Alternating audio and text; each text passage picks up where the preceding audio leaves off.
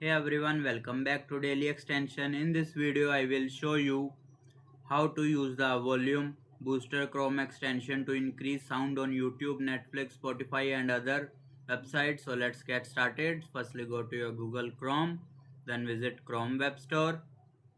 Then here you will search for Volume Booster.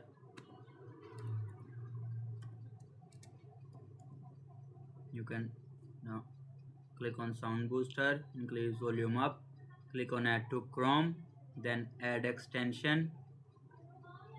Once the extension is installed, click on the puzzle icon, then mark it as pinned. Now open any video or music websites like YouTube.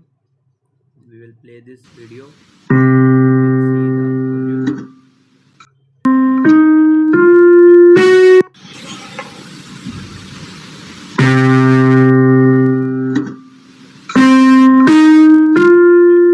We will see the difference.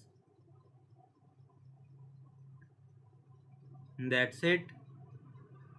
Don't set the volume too much for a long time because it may distort audio or damage speakers. That's it. Now you know how to use the Volume Booster Chrome extension easily. If this video helped you, make sure to like the video and subscribe for more easy extension tutorials. Thanks for watching.